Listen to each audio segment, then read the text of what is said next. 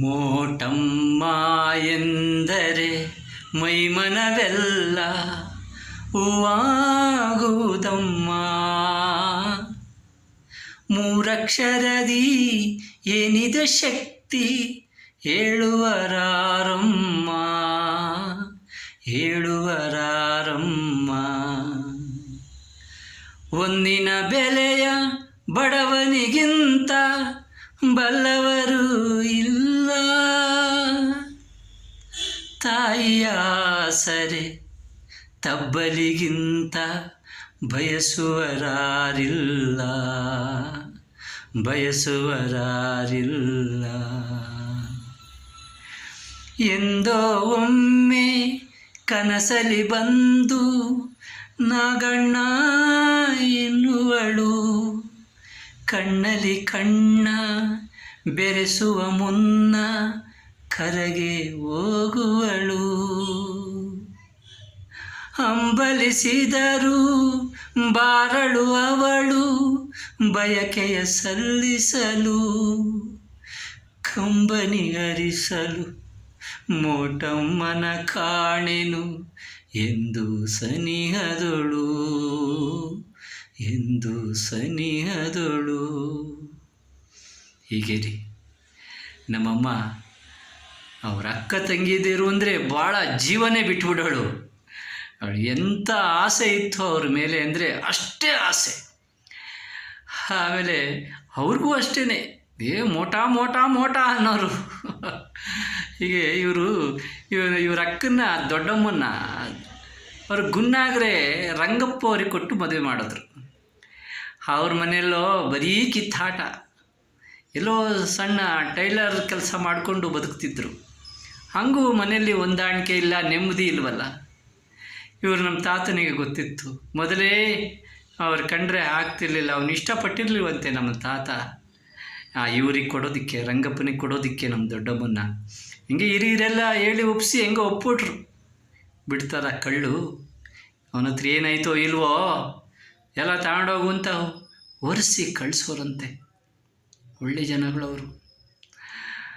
ಆಗ ಈ ನನ್ನ ತಾಯಿ ತಲೆ ಮೇಲೆ ಒಂದು ಚೀಲ, ಕಂಕ್ಳಲ್ಲೊಂದು ಹೊತ್ಕೊಂಡು ಹೋಗೋಳು.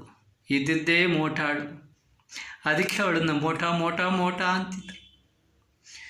ಉಪ್ಪು ಹುಳಿ ಖಾರ ಬೆಣ್ಣೆ ಅಪ್ಪ ಮೆಣಸಿನ್ಕಾಯಿ ಬೆಳ್ಳುಳ್ಳಿ ಅಕ್ಕಿ ಹಿಟ್ಟು ರಾಗಿ ಹಿಟ್ಟು ಸಾಕಲ್ಲೆಂಟು ತಗೊಂಡೋಗಿ ಕೊಟ್ಟವಳಂತೆ.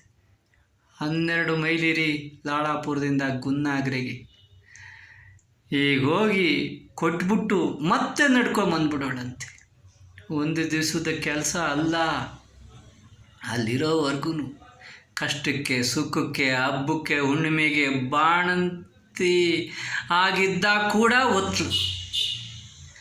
ಆ ಗುನ್ನಾಗ್ರವ್ರಿಗೆ ನಿಯತ್ತಿಲ್ಲ, ಆ ಜನಗಳಿಗೆ ಆ ಕೃತಜ್ಞತೆ ಅನ್ನೋದೇ ಇಲ್ಲ ಅವ್ರಿಗೆ. ಹೋಗಲಿ ಬಿಡಿ, ಅವ್ರವ್ರ ಇದು ಅಲ್ವಾ, ಅವರವರ ತಿಳಿವಳಿಕೆ ಎಷ್ಟಿರ್ತದೆ ಅಷ್ಟನ್ನು ಅವರು ಬದುಕ್ತಾ ಇರ್ತಾರೆ. ನಾವು ಹೇಳೋದಕ್ಕೆ ಏನು ಅನ್ಸ್ಕೋತೀವಿ ನಾವು, ಬೇಡ. ಹಾಗೆ ನಮ್ಮ ದೊಡ್ಡಪ್ಪ ಮತ್ತು ಅಲ್ಲಿಂದ ಕೊರ್ಲಹಳ್ಳಿ ಕಾಚಿನಕಟ್ಟೆಗೆ ಹೋದಾಗ್ಲೂ ಅಲ್ಲೂ ಹೋದ್ಲಂತೇಳು. ಅಲ್ಲೂ ಹೋಗೋದು ನಾಟಿ ಗೀಟಿ ಮಾಡೋದು ಎಲ್ಲ, ಅಲ್ಲೂ ಸಪೋರ್ಟ್ ಮಾಡೋಳು. ಅಲ್ಲಿರೋ ಊರಿನ ಸುತ್ತಳ್ಳಿ ಜನರ ಹೆಸರೆಲ್ಲ ಗೊತ್ತು, ಯಾರೆಲ್ಲಿದ್ದಾರೆ ಹಂಗೆ ಹೀಗೆ. ಅಯ್ಯಪ್ಪ, ಎಲ್ಲ ವಿಚಾರ ಗೊತ್ತು. ಒಂದು ಡಿಕ್ಷನರಿ ಇದ್ದಂಗಿತ್ತು ಅಲ್ಲಿರೋ ವಿಚಾರ ಎಲ್ಲ ಹೇಳೋಳು. ಇಂಥ ದಿವಸಲ್ಲೇ ಹಬ್ಬ ನಡೀತದೆ, ಇಷ್ಟು ದಿವಸ ನಡೆಯುತ್ತೆ. ಆ ಚೌಡಮ್ಮನ ಬಗ್ಗೆ ಅವಳಿಗಿದ್ದ ಗೌರವ ಅಷ್ಟು ಒಳ್ಳೆ ಶಕ್ತಿವಂತೆ ಚೌಡಮ್ಮ ಗೊತ್ತೇನೋ ನಾಗಣ್ಣ ಅನ್ನೋ. ಹೀಗೆ ಆಮೇಲೆ ಅವರು ಈ ನಮ್ಮ ಮನೆ ಹಾಳು ಮಾಡಿದ್ನಲ್ಲ ಮೇಷ್ಟ್ರು, ಆ ದೊಡ್ಡ ಮೇಷ್ಟ್ರು, ಆ ಮನೆಯಾಳನ ಮಗಳನ್ನ ಇವರು ವೆಂಕಟೇಶ್ ಅಣ್ಣಂಗೆ ತಂದು ಕೊಡೋಕೆ ಮಾತಾಗಿತ್ತು. ಆಗ ದೈವ ಅನ್ನೋದಿರ್ತ ನೋಡಿ, ಅದನ್ನು ಕ್ಯಾನ್ಸಲ್ ಆಯಿತು. ಅದೇನು ದುರ್ವಿಧಿ. ಅದು ಕ್ಯಾನ್ಸಲ್ ಆದಮೇಲೆ ಅವರು ಮದುವೆ ಹೆಣ್ಣು ತರ್ತದೆ ಅಂದ್ಬಿಟ್ಟು ನಮ್ಮಮ್ಮನ ನಮ್ಮ ಮನೆಗೆ ಬರಬೇಡ ಕಣೆ ಅಂದಿದ್ಲಂತೆ ಅವ್ರ ಅಕ್ಕ. ಇಲ್ಲಿ ಭಾಳ ಹತ್ಬಿಟ್ಟಿದ್ಲು ಬಂದು. ಹೋಗಲಿ ಬಿಡವ್ವ ಅಂತ ಹೇಳಿದ್ದೆ ನಾನು. ಆಮೇಲೆ ಅವಳು ಯಾವಾಗ ಮದುವೆ ಕ್ಯಾನ್ಸಲ್ ಆಯಿತೋ ನನ್ನ ತಾಯಿ ನೆನಪಾಯ್ತು ಇವರಿಗೆ. ಅವರು ವೈರಿ ಆದರೂ ನಮ್ಮ ತಾಯಿ ಸ್ನೇಹಿತೆ ಆದಳು. ಬಾಂಧವ್ಯ ಅವಾಗ ಬೆಳೀತು. ನಮ್ಮ ದೊಡ್ಡಪ್ಪ ಬರ್ತಾ ಇರೋರು ಹೋಗ್ತಾ ಇರೋರು. ರೀ ನಾನು ಆವಾಗಲೇ ಜಮೀನು ತೆಗ್ದಿದ್ದೆ ರೀ.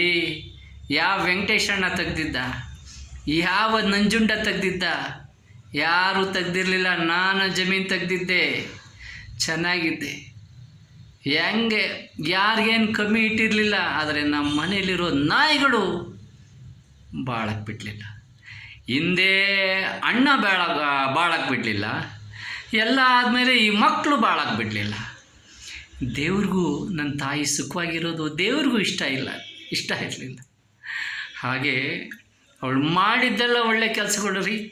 ಅವಳು ಎಷ್ಟು ಹಾಗೆ ನಮ್ಮ ದೊಡ್ಡಪ್ಪ ಅವನಿಗೆ ನಿಯತ್ತಿತ್ತು ನೋಡ್ರಿ. ಅವನು ಮಣ್ಣಿನ ಮಗ. ಕಣವು ಜೀವನದ ಅನುಭವ ಇದೆ. ಮೋಟಮ್ಮನ ಉಪಕಾರ ಅವನೊಬ್ಬನೇ ಸ್ಮರಣೆ ಮಾಡ್ತಿದ್ದ. ಮೋಟಮ್ಮನ ಉಪಕಾರ ನಾವು ಮರೆಯೋದಕ್ಕಾಗೋದಿಲ್ಲ, ಅವಳನ್ನು ಚೆನ್ನಾಗಿ ನೋಡ್ಕೊಳ್ಳಿ, ಅವಳಿಗೆ ಹಂಗೆ ಮಾಡಿ ಅಂತ ಹೇಳ್ತಾ ಇರೋನು. ನಾನು ಮನೆ ಕಟ್ಟಬೇಕಾದ್ರೆ ಹೇಳ್ದೆ ಬಂದು, ನಾಗಣ್ಣ ನಾಗ ಇಲ್ಲಿ ಮನೆ ಕಟ್ಟಬೇಡ ಕಣೋ ನಾಗ, ಇವ್ರು ನಿನಗೆ ಬಾಳಕ್ಕೆ ಬಿಡಲ್ಲ ಅಂದರು.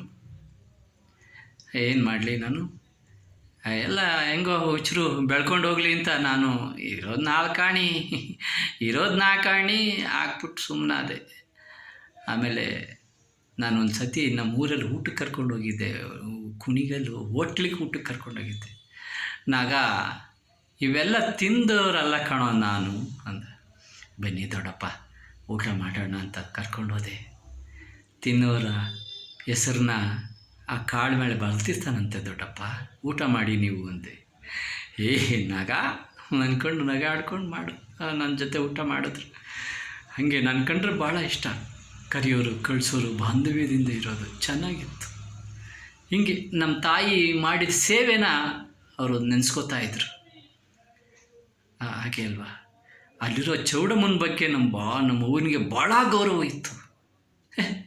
ನನಗೆ ನಮ್ಮ ಮೋಟಮ್ಮನೇ ಚೌಡಮ್ಮನಾಗಿ ನನಗೆ ಕಾಣ್ತಾ ಇದ್ಲು.